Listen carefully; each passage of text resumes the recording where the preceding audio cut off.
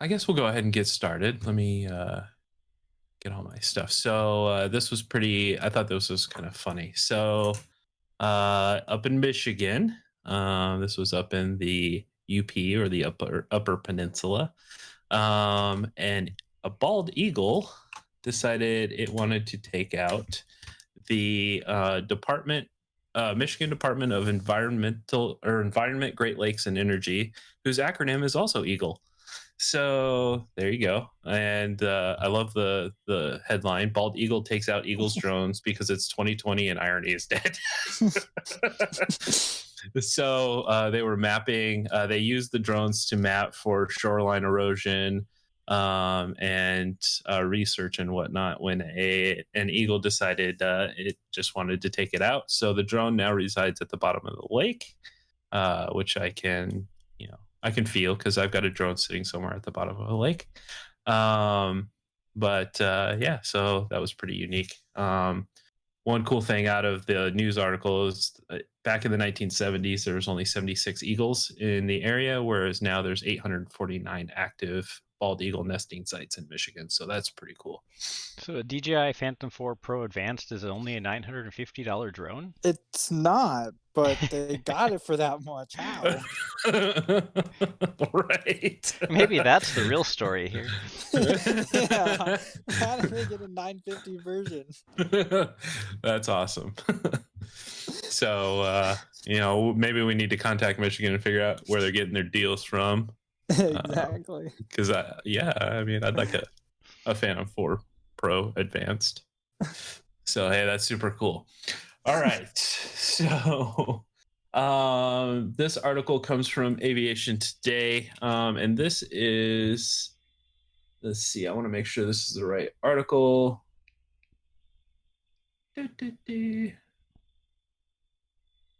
Yes, it is. I'm sorry about that. So this is discussing the long road ahead for FAA airports on drone security and integration. This has made pretty big headlines right now. An interagency advisory, which I'll post here in a second as well, has been released from the DOJ, the Department of Transportation, the FCC, and DHS regarding the use of detection and mitigation devices for airports against drones. And the interesting part about this is they go through talking about, who's able to use them, which right now, Department of Defense, Energy, Justice, and Homeland Security can engage in limited UAS detection and mitigation activities for counter UAS. But because no other entities have been granted authority, it's important that they keep in mind the legal ramifications of using this kind of stuff. And some of the interesting facts that they point out in here is some of the stuff that was brought up during the remote ID discussion, including the pin trap statute, which criminalizes the use or installation of a device or process that records, decodes, or captures dialing, routing, addressing signals. It's not, let's see, which is they acronym that DRAS or DRAS information. DRAS information is non-content information used to transmit or process communications depending on the system, which could include serial numbers, cell site information, media access controller MAC addresses, which would be like if you have a router, they have MAC addresses, etc. So the use of or installation of a pin register or trap or trace device is prohibited unless there's a proper court order. And then also the Wiretap Act, which was extensively brought up during the remote ID, which prohibits intentionally intercepting the content of any electronic communication unless it's conducted pursuant to a court order. So this could include signals, writing, images, sounds, data, or intelligence. So it brings into it kind of points out that there's these large legal boundaries that even uh, the U.S. government is saying you can't really breach. So I'm wondering what the relation on this type of these type of issues are going to bring to the remote ID argument. And then they go into the mitigation. So basically, you have your detection where they detect a UAS, and then you have your mitigation, which is some way of defending against a UAS, whether that be, and they go into either kinetic or non-kinetic. Um, so kinetic would be basically using an actual device, like a bullet or a net or something like that to bring down a drone. Whereas non-kinetic would be something which would be related to like signal jamming, or lasers or anything like that. Lasers with quotes, right? So they go into issues with that, including the Computer Fraud and Abuse Act, which prohibits intentionally accessing a protected computer, which all our drones have computers on them, um, without authorization, thereby obtaining information or intentionally damaging a protected computer without authorization. There's also interference with the operation of a satellite, which would include GPS jamming. So jamming, spoofing, degrading, or otherwise interfering with GPS signals to UAS or ground control station could be prohibited under this section, as well as jamming or interfering with any control signals sent to UAS directly from a satellite. So we're not bouncing our signals off satellites yet, but if we were, then there you go. But there are some BVLOS systems out there that I'm sure are going to be using satellite communication. And then you've got General Atomic already does with their large yeah. Raptor level. Oh yeah, big guys. Let's see. This is an interesting article. This is worth reading for those of us really interested in the regulations. This is 9 pages, and the fact that there 4 separate agencies jointly put any document out today is pretty amazing. This probably took several years to develop.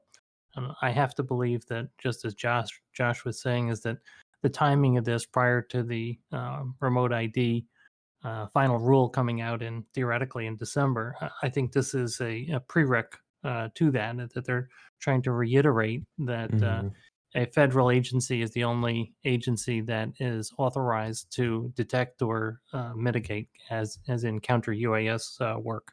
So this is an important document. We'll be reading it in detail as background in preparation for the anticipated RID final rule.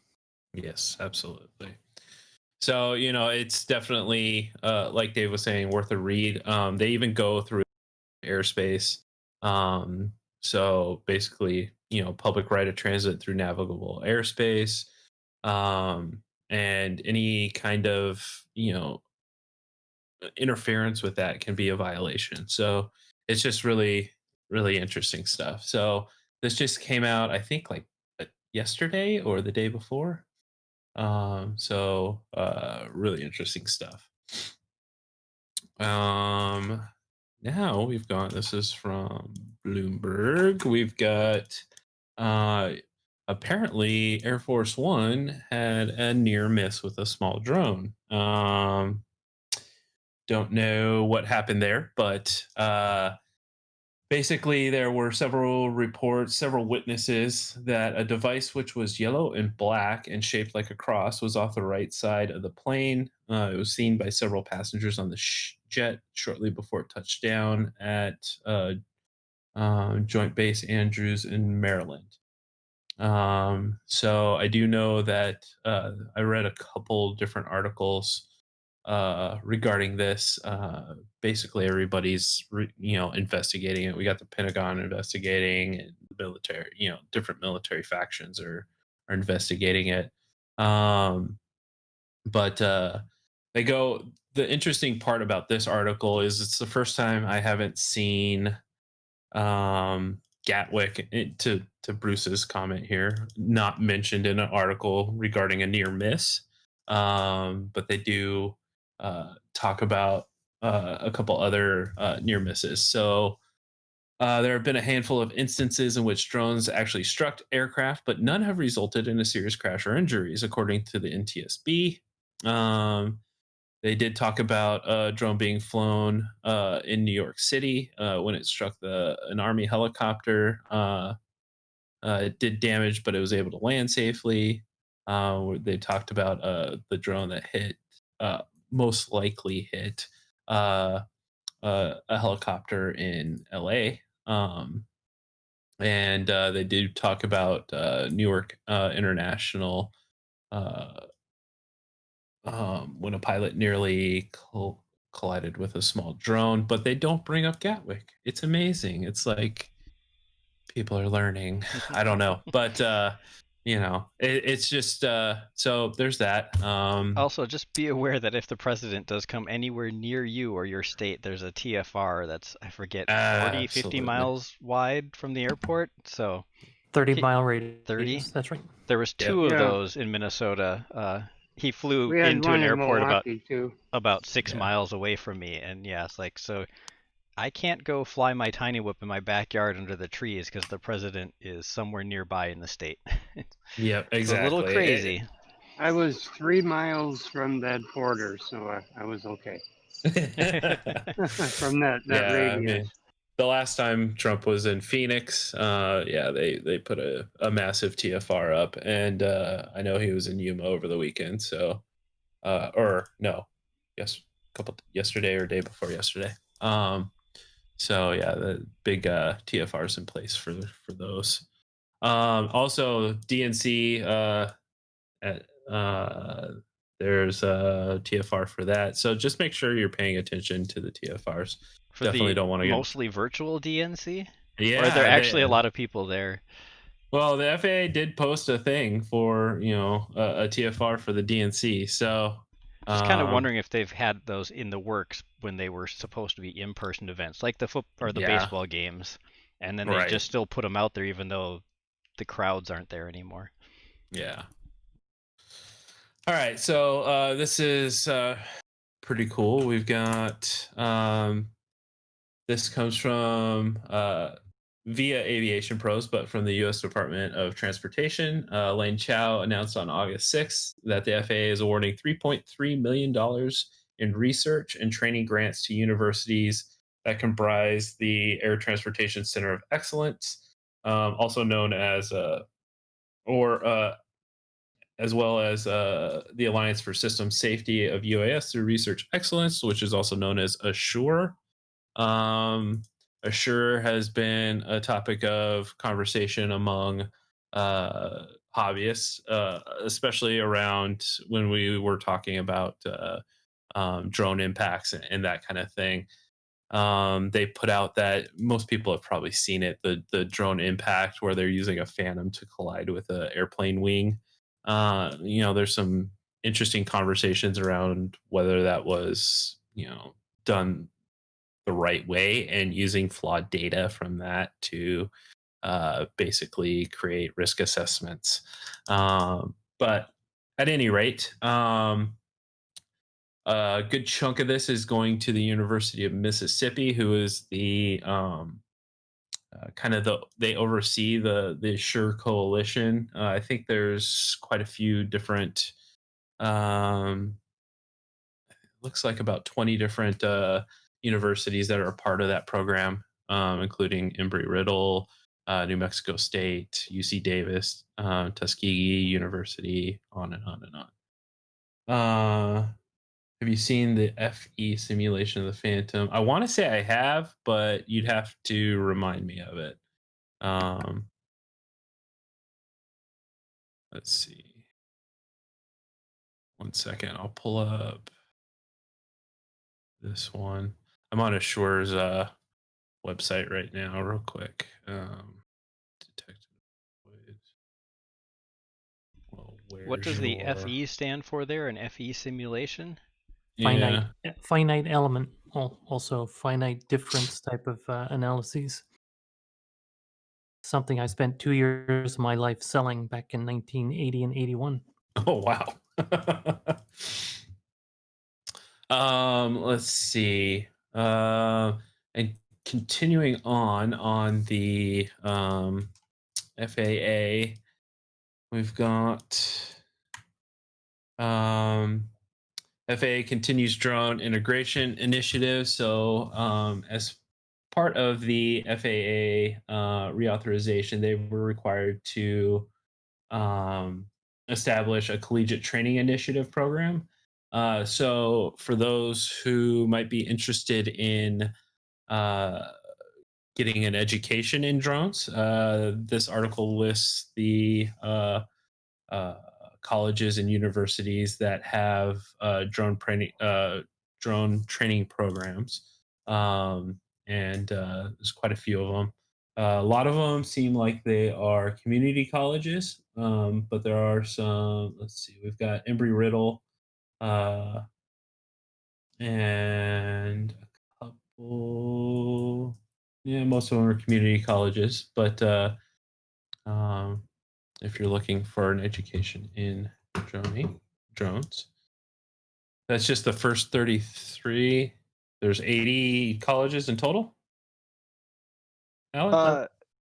So with that, they talked about that during the symposium a bit, but those those are the first 33 that they sort of are officially working for with the CTI.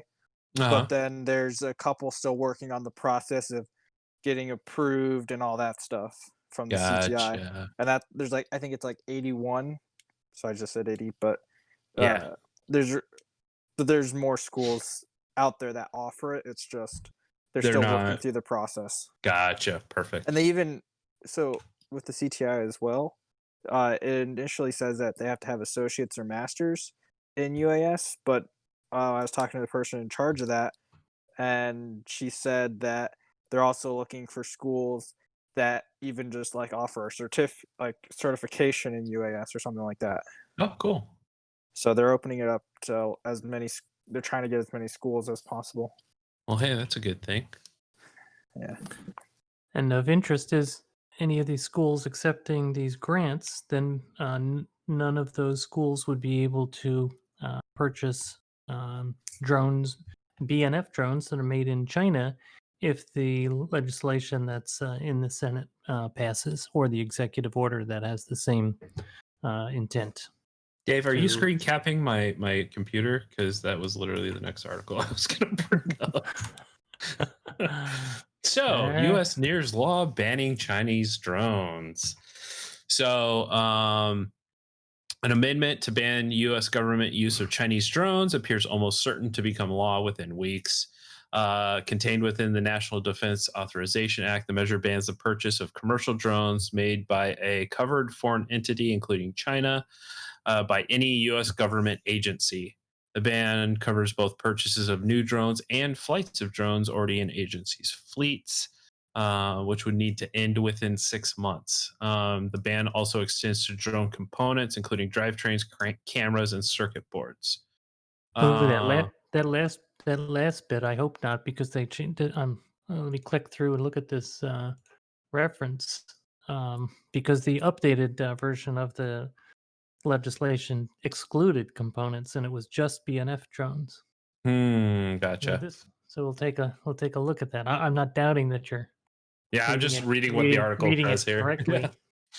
Yeah, the let's see. It says the amendment has survived both the House and Senate passed versions of the National Defense Authorization Act, and seems to be assured in the final legislation. Okay, 25. I'm pretty sure it's Senate 2502, and that would be House 4753. I think. I believe so. I'll take a look at that. I'll glance at the Senate one because the House passed on February 10. Yeah. So this one says originally offered last year as a standalone legislation called the American Security Drone Act. The amendment prohibits the purchase of drones and components from countries deemed national security threats. The ban extends to use of federal grants and contracts for purchase of these items by state and local governments. The ban is aimed primarily at Chinese drone maker DJI, which controls 70% of the U.S. drone market, and has repeatedly denied that data from its drones is harvested by the Chinese government. So, there's that. And on that same note, DJI is having a little bit of a rough time of it because India, and I know this is not US based, but this is interesting news. This comes from Drone DJ. Over in India, plans to give permission for drone flights through its digital sky system, allowing drones to fly above 70% of India's landmass. Basically, the new rules are they're calling it let's see, no permission, no takeoff. And they have separated the landmass into green, yellow, and red zones. The green and yellow zones allow for drones to fly within the zones, having various limitations in place for safety concerns. Red zones have been activated, consisting of urban areas, military installations, airports, and border areas. The country's strict no permission, no takeoff rules will force pilots wanting to fly a drone larger than the excluded nano category to apply for a flight permission beforehand. They will need to provide the time of flight, their credentials, and the intended flight envelope. This is done through the Digital Sky mobile app. So what's the nano category then?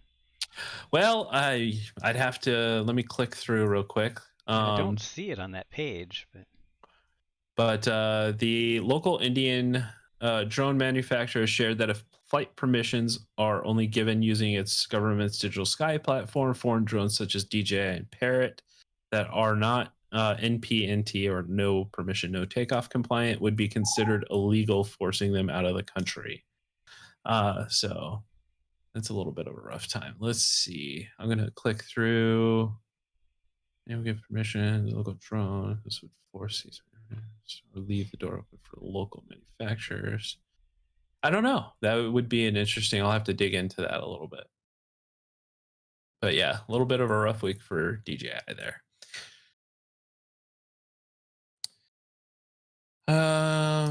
Let's see. They put. I brought up the Senate 2502. They put the language back in. It is. Did they really? Including any original equipment manufacturer, flight controllers, radios, data transmission devices, cameras, or gimbals manufactured in a covered country. So it does say that it's OEM manufacturer. So it's possible that they're going to reference say you've got a Mavic Air, and so you cannot purchase the flight controller of a Mavic Air. But if you're purchasing a standalone flight controller, that's just something that we're going to use in an FPV drone, that is if I'm reading this correctly, that's not covered because it would not be considered an OEM component. Right. So interesting. Those components and flight controllers can be used on non-flight devices too, if you wanted to. Absolutely, like the Skydio uses an NVIDIA GPU, so that's going to be interesting, and it's manufactured in Taiwan. Ooh. Is Taiwan China? Won't go there. Well, that's opening up another can of worms. Depends on who you talk to. Right. Okay, so that is definitely legislation to keep a very close eye on. All right, so I thought this was really cool. This is out of Florida. And this is a Israeli-developed drone that Florida power plant is using to spot storm damage after hurricanes. So this is the Percepto Sparrow. It's a drone-in-the-box technology, and they have put it through it has been certified by Florida International University's Wall of Wind, which is a wind tunnel simulation facility that subjected the UAV to gusts up to 150 miles an hour, which is pretty crazy. So the whole point of this is to get out after hurricanes in the direct aftermath of a hurricane to assess any damage. So if it can handle 150 mile an hour wind, does that mean it's capable of traveling over 150 miles an hour in no wind? Right. That would be interesting. Or it can just navigate the gusts effectively, perhaps. So the cool thing with these, they're completely autonomous. There's no need for a pilot to be, let me correct that statement. They are autonomous. There's no need for a pilot to be present. They fly a pre-programmed route and return to the station to download the data and get recharged. These are also being used in Italy. So pretty incredible that they can get out and do that kind of work for those folks over in Florida. I missed this, Dave, and I don't know if you knew about this. The drone responders release principles on responsible use to police. They call it the 5 C's. Did you know about this, Dave? I have been talking to Charles Werner about the 5 C's. I've not seen this this document. Okay. So they state, so drone responders, for those who don't know, it's a nonprofit program that helps first responders, public safety, and emergency management professionals implement and maximize UAS technology. They have created the 5 C's. So the 5 C's stand for community engagement and transparency. Public service is a public trust. When developing and operating a drone program, it's critical to engage in an ongoing conversation with the community you serve. Effective community engagement consists of 2 parts: public participation and transparency. Civil liberties and privacy protection is number 2. Every drone program should be predicated on the protection of privacy and the promotion of civil liberties. Agencies should develop safeguards and training procedures that advance those objectives across every element of the program. Number 3, common operating procedures. Departments should develop and adopt common operating procedures to guide the use of drones. The 5 C's provide a roadmap for the development of operating procedures that account for best practices in the field on topics such as FAA compliance and video management practices, designed to protect privacy. Clear oversight and accountability. Agencies need to establish robust oversight measures designed to ensure compliance and accountability, along with clear oversight processes that combine both internal and external measures. And of course, the biggest one would be, for me at least, would be cybersecurity. Modern drones are more than simple flying machines. Drones have become network-connected devices that should be subject to cybersecurity reviews. So this is pretty good stuff here. Yeah, and this is an organization that we've reached out to and gained that's who Charles Werner is. He's one of the directors of this. It's also a nonprofit. And one of the things that they're working on with ASTM is a practical exam for commercial, but most importantly for municipalities, so that we have first responders having to go through some level of training in order to fly a drone in an emergency situation. So I think that's a real plus. I'm not a tremendous fan of the practical they have in mind. It does not seem terribly sophisticated or difficult, but it is a good start, and they've got the right organizations focused on it, with including ASTM, and I think ICAO is also involved. So again, why are we interested from a recreational perspective? I'm interested because this is yet another opportunity for us to demonstrate a pool of resource opportunity. That is, people who could go to work for frontline emergency response organizations around the country. Absolutely. A positive. All right. So, and this one is courtesy of Dave, sent this to me in my email the other day. NASA powers up the Ingenuity Mars helicopter. So this was launched a couple weeks ago. So they powered up the helicopter's 6 lithium-ion batteries and charged them for the first time.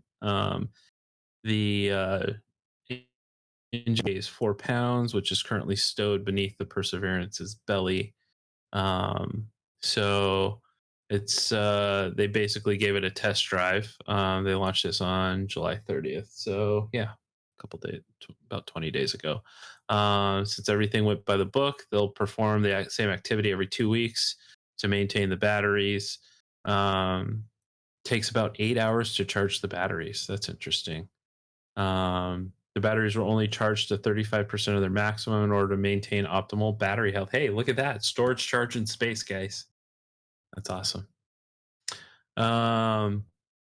Let's see if the experimental test flights go according to plan. Ingenuity will prove that robotic flight is possible on Mars. So, of course, it's a long way to something before they get there. Yeah, it will be interesting to see how they do over there. But it'll be cool. We can say we've got drone technology on another planet now, right? So I believe that as long as they're not flying them FPV, because that latency will be a killer. Right. Can you imagine? What's the? I 10 minutes? remember it's. 10 I think it's something like 10. that. Yeah. I have to find out now because I was watching something on the Curiosity rover, and they were talking about the latency. Let's see. Yeah, Bruce is saying 20 minutes. Rover. Let's see. Yeah, it's going to take longer than a Google search. 9 to 40. Let's see. I'm sure it depends how far away Mars happens to be at the time. Yeah, it says it's between 9 and 42 minutes round trip. So yeah, starting at about 20 minutes and going up significantly. But that's pretty awesome. No worse than a Banggood FPV camera, true story. That's awesome. So yeah, that's all the news I have for you today. I think the biggest part is this advisory, and I encourage everyone to read it. I know we'll be digging into it just to see where we stand on that kind of stuff and how we can use that on remote ID. So there's also a document called an Unmanned Aircraft Systems Operating Manual that is being written, and it's in review. And I got a hold of that through colleagues working with the Drone Advisory Committee. We asked if we could comment on the document, and the folks working and managing the edits of this document are happy to accept our comments. So we'll be submitting those comments. It looks like a pretty straightforward document, and we'll just try to add a little value add here and there, make sure recreational UAS is well represented. Looks pretty good. Is that something so we're far. able to share, or is that we can't share the document, or we can? I don't think we're able to share this document at this point. This is being sent out by the FAA to the third-party organization. It's under contract, so Okay. we got agreement. So this is not something we can post at this point. But it will be a public document. yeah, I gotta dig into that still. Yeah, I can take. It's only 147 pages. So. Oh well, hey, it's shorter than the remote ID, so hey, that's a win, right? Yeah, exactly. Good God. So have people been following Bruce's ADSB alarm system he's working on? Give us a rundown, Bruce. What can I say? I've been testing it. It's working really well. And the thing I like about this is that it throws the ball back into the manned aviation community's court. If you don't want to encounter a drone, fit ADSB to your aircraft, and you won't if everyone's using these alarms. It works out. The New Zealand price is about $125 for the parts, which is, I think, 22 cents US, maybe more. Maybe it's half. I think it's about $60 US for the parts. And you can Bruce, try it. I assume this is I assume this is ADSB in only, and so that's what this is a receiver. Yeah. Perfect. Yeah, just a receiver. It enables you to set thresholds, so it'll alert you if an aircraft comes within a certain radius. You can say if an aircraft intrudes into my say 1 mile zone, it will, and below a certain height, then it will basically create an alarm. But if an aircraft's flying above the minimum height, it doesn't bother you with alarms because it knows you're nowhere near it, and just enables you to create sort of an intrusion zone, which if anything comes into that, it will alert you to that. And you can set the distance either by distance or by speed. So a very fast aircraft, you may say, I want anything that's coming towards me, and alert me as soon as it is, say, 2 minutes out. and the fast aircraft that might be at 5 miles, and a slow aircraft that might be at 2 miles. So Gotcha. yeah, and I'm also looking at adding a VHF scanner to the system to enable you to listen to aircraft radio traffic. Huh, that's awesome. Well, there's no way That's we can great. have something like this. It puts all of our spotters out of a job. Yeah, well, yeah, talk to CAA about that. So you just need to add on to it a way to like a ground-based radar system, so you can see when John Q. Public's walking through your FPV flight path, and then Yeah, we if you got a could digital spotter. Interact. I mean, If you could add that to your OSD, like a there you heads-up go. Yeah. display that reckon is shows you where it absolutely. is. I'll have a little sign up when I'm flying. People entering this park must have ADSB on them. And then I'll know when they're coming. It's a safety thing. Excellent. If they're concerned about their safety, the ball's in their court. Right. Bruce, are you targeting a threshold weight for the device? Well, it doesn't go in the air; it goes on your belt, so it doesn't matter what it weighs, unless you're really weak. Oh, okay. So you're not putting Yeah, it you on just the put it on your- aircraft. Yeah, no, it fits on your belt, or you can stick it on the ground, and it's basically works from there. So you basically have an audio alert. In fact, I've got speech synthesis. I'm working on that now, so it'll talk to you and say, aircraft Charlie Delta Whiskey, 2 miles out, from the northwest. So you'll know what's happening. If you're flying FPV, it'll talk to you in your ear. You won't have to look at anything. But if you're flying line of sight, of course, you can look. It's got an LCD display. You can look at that and get more information if you want to. Yeah, Dave, pretty Excellent. much think of it as a perfect automated spotter that will let you know when any aircraft are near you That's to whatever you perfect. specify it to be. I want to Very build. Yeah, that's the goal. Yeah, Very and it's cool. very easy to put together. I've used off-the-shelf components. All you need is a little SD card with the image of the firmware, which it's all open source, so anyone will be able to download it, build it themselves. It's people have said you should crowdfund it, but I'm sure someone will build it and charge someone for it. But you can't put a price on safety, eh? True story. Yeah, excellent. So are you putting up the parts list and some instructions, Bruce? Yep. I'll be doing that next week. I'll be doing a bit of a rollout. What I want to do actually is just do a little bit of a press release as well and let the media know, which lets the regulators know that we're taking the initiative when it comes to safety. We're not waiting for them to come out with rules. We're taking a big, bold step ourselves to show our commitment to safety. That could do some benefit for the whole community, I think. I agree. Yeah, let us know. We'll do whatever we can to amplify it. For sure. Yeah, and I've bought enough to make 4 or 5 units. So I'm going to send some out to other people to test and try and get feedback as well. The more we can have in the field, then if there's any issues, we can sort them out. But as I say, people will probably fork the software and add their own features and so forth. Because one of the things you could add is like a spectrum analyzer for 915 megahertz. If you're flying Crossfire, it'll give you a sweep of the band, tell you if there's any noise, that sort of thing. Because it's a software-defined radio receiver and it's all driven with firmware. Once you've got the hardware, you can do almost anything with it. Yeah, for sure. Brilliant. I Hey. love it. Create a little RC Explorer with ADSB capability. That's awesome. Yeah. Perfect. That's incredible. All right. Anybody have anything else? Alex, do you want to share anything from the symposium? I guess I can. So some interesting comments from Jay Merkel that he said. So he said that he didn't think UAS operators wanted to travel to events. So he basically ignored Flight Fest and all the other big RC events. Yeah. Wow. And he said the symposium was the event that all the UAS operators wanted to go to.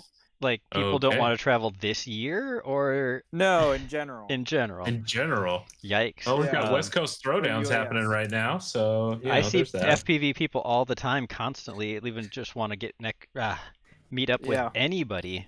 Right. Yeah, so And- that's And the That was UAS something. symposium is the event, huh? Yep, that's what he said. Basically. Okay. Yeah. No mention of IO or Flight nothing. Fest or. Nothing. Well, I mean, that just goes to show he's not clued into the recreational Seriously, out of community. touch. Period. Yeah. Like, and that goes to my point back a couple episodes or meetings ago. About that's curious in as much as that he spent a fair amount of time with Josh Bixler, and Yeah. so the head of Flight Test, and I'm certain that they talked about Flight Fest. So that feels like some convenient memory. Yeah. out of sight, out of mind, man. Jeez. But I'm not sure how many of you operate under 107, but there seems to be some other more works with 107 to release in December, such as options for night ops and flying over people. Yeah, we knew that was coming. So They yeah, released those yeah. Okay. were they NPRM? I think they were NPRMs regarding those Mhm. two categories. So, December is going to be a Mhm. busy month. Yep. apparently, we're They're gonna also have a trying to lot to announce. do. Yeah, they're also trying to announce the CBOs and release the test by December. So Oh, everything's oh. aiming for December. At least that's what they're saying. The recreational test by Yep, December. that's what they're aiming for, and they're aiming to get CBOs recognized and announced by then because they have. Yeah. They're Okay, the ones so that they're where's going to be the administering. Yeah, so where's the application to become a CBO if they're gonna they're announce? they haven't. They're. I think they're. So Kevin Morris said that they're trying to. So they're going to be updating Drone Zone for the applications to be CBOs. So Oh. CBOs are going to apply through Drone Zone. They said it's going to be you can't submit the application so you have all the paperwork you need, and then there's also going to be so they're going to be revamping Drone Zone and adding a lot of features. It seems like Okay. so CBOs apply through there, but I think since the CBOs since they have to have their rule set and for 44809, I think that's what it is. They obviously technically have to fly under CBO ruling or Mm-hmm. safety guidelines. Safety guidelines. Yep. Yeah. So they have to have the CBOs for that. So they're trying to get that out sooner than December, so that CBOs can be announced in December. Okay, I was going to ask if it sounded like they were trying to announce who is a CBO in December or announce how you become one in December. And it sounds like you're saying they'll announce the process Who? earlier and then show the approvals in December. Yes, that's what it seems like. That's what it sounded like. Interesting. Well, we'll have to keep a watch on that because we've got a lot of that stuff in place. Hopefully, we can kind of speed through that process quickly. So that'll be a good deal. It's finally time that they're getting around to this. They were supposed to do this, I don't know, a year and a half ago. Alex, did they talk of? Did Kevin reference what the specifics are? You have to have all the information in place before you can apply. I assume that's being a 501c3, having a safety guidelines. Did he go into any detail? He basically just said what the Reauthorization Act said is what you need. That they said they're not asking for more. That's going to be all you need, pretty much. Okay, good to know. All right, we've got all that. Yep, for sure. Yeah. So, and for those listening, it's you have to, in order to be a community-based organization, you needed to be a 501c3. You needed to have a set of safety guidelines. You needed to provide education and safety guidance to a defined community. I think that was it. Yeah. Okay. So it's a good deal. Well, we'll finally get around to that. That's awesome. We've been waiting for that for forever. So that's very helpful, Alex. Thank you for passing that along. The other bit is on the knowledge exam. Is that going to be a date for a date that is similar to Dan's point? Are they going to tell us when that might happen, or do we think that the December is they're going to roll out the questionnaire?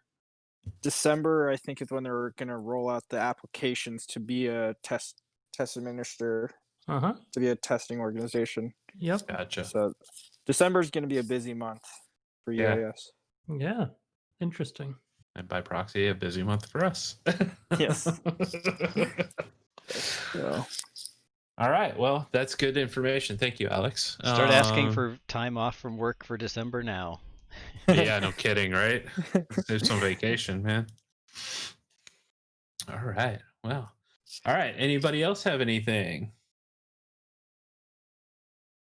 All right. Well, with that, I thank you all for coming. And as always, if you have anything you would like to share or anything you have information on or just need some help with something, feel free to hit us up and we'll see if we can take care of that for you. And hopefully see you all again in 2 weeks.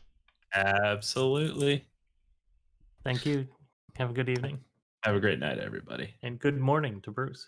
Yeah, true story.